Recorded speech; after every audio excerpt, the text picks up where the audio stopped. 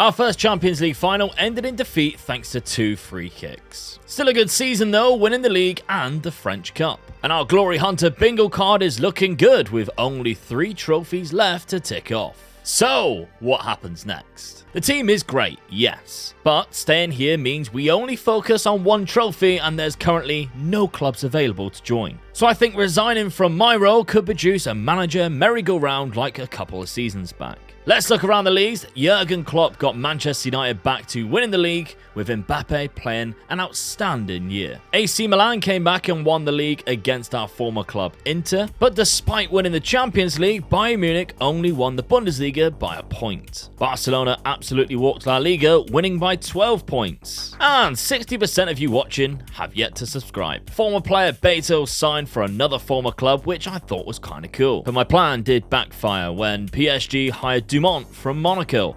I was hoping for someone at a bigger club. However, it is a World Cup year and 5 countries are already approaching me for a job. Now, I'm not really tempted to take one because I don't really enjoy international management, hence the reason why we're not doing it on Glory Hunter, but it does mean that 5 new managers will be appointed. Because look how many jobs are available right now. Skipping forward a bit, 2 jobs become available right before the season. But again, 2 clubs I've researched and don't think it's a wise move. So we're going to skip forward a little bit to the beginning of November, and this is where some jobs begin to appear. And Jose Mourinho's job at Atletico is precarious. Could we return to the Metropolitano? Well, a week later, and we are favourites for the vacancy. But I didn't really fancy it. Their team is actually worse than when I left it. A week later, and more jobs appear, including Roma, which again, I am favourite for. But I feel like I'm at the point in my career now where I can be quite picky and I can only select the clubs that I really feel like will help me win stuff.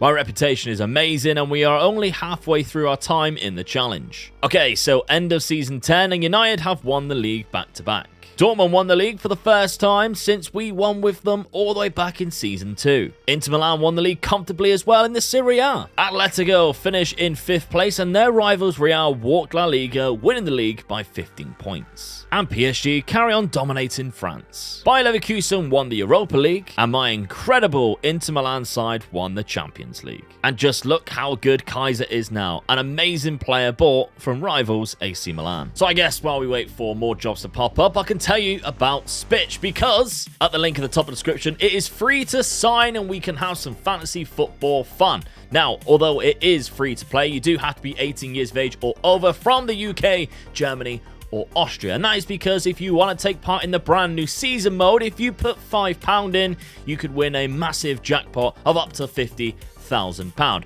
Now, SPITCH is definitely the best thing, I think, for fantasy football because there is unlimited transfers, meaning that nobody is going to have the same team at the end of the year, and everybody can field a brand new team every single week. Not only that, the point system is absolutely amazing. You can get points from blocked shots, passes, crosses, etc., meaning that you can gain points really quickly against other people, especially if you've joined late. Now, there's 400 people in my league, so if you take a look at the second link underneath in the description, that is the community league. You can join my league right now. We're having a lot of fun. If you join right now, you can probably still overtake me because I've done terrible in the first few weeks. Dad, however, he was in the top 10. So if you want to take a look at SPITCH, make sure you check out the link down below in the description. You do have to be 18 like I mentioned or over, and of course enjoy it. Thank you very much once again to everybody who signed up for SPITCH. All the way forward to the middle of November of the 11th season now, a Manchester City job has become precarious as they sit in 8th place. And it's simply criminal that this team isn't at the top. Musiala, Haaland, Kimmich, and João Felix, just to name a few. So I'm tempted, of course, because of the Champions League. That still needs to be won, but if I take it and then the Barcelona or the Real Madrid job becomes available, I'm going to be annoyed with myself because that is ultimately 2 birds, 1 stone. So I went looking and I found this on Carlo Ancelotti's page. I noticed that he was in his 70s now and he plans to retire 2032.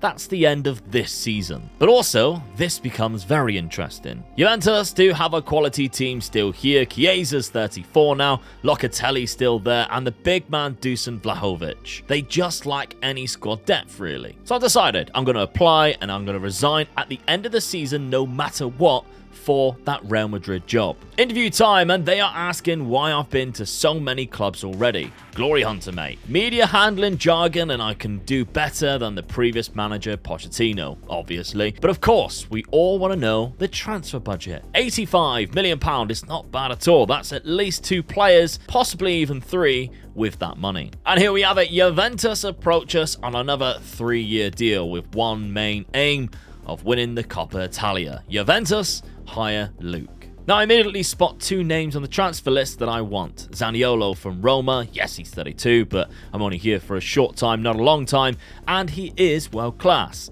The second is Badiashile, quality centre-back with a bit of pace and strength, which is something that this team is needing right now. Both players are amazing, especially Zaniolo. Coincidentally as well, we are given the cup round right away, and we've got Genoa in the 3rd round. And we've got Carlo Ancelotti's Real Madrid, who we've been drawn against in the Champions League too. Zaniolo deal complete. And the first lineup against Fiorentina, reverting back to the Inter Milan diamond. Now, our reign of the old lady Juventus didn't start the best when Saleh scored an own goal. Chiesa did pull one back immediately for us to tie the game against his former club. But then Vidovic put Fiorentina back into the lead before half-time. Thankfully though, a name I didn't expect to be getting many goals, Ben Chilwell popped up late from left-back to finish the game 2-2. Badiashile is the second player we bring in, business getting done early. And Zaniolo's first game was against the club he's played for the last 10 or more years, and we picked up the 3 points comfortably. Our first game in the cup then. We line up very attacking, and we are ready to go for it. And oh boy, didn't we show up. First minute, Kulusevski scores. Dusan Vlahovic then uses his pace and fires in at the near post to make it 2. The Swede then picks up his second of the game, quickly followed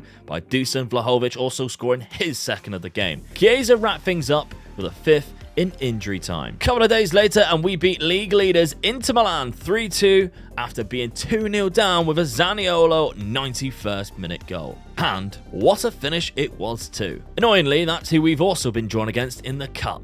But on deadline day, we brought in Oosterwolde to give us another option at left back as Chilwell is injured for 2 months. And a few more wins in the league and a draw against AC Milan, and we are still unbeaten as Juventus manager. But now it is time for that Coppa Italia quarter-final. And from an Inter Milan attack, a little bit of vertical tiki-taka, and Dusan Vlahovic is in and scores. Second half, and a long ball nodded down, and the second ball is won by us, and once again Vlahovic is in to send Inter Milan out of the cup.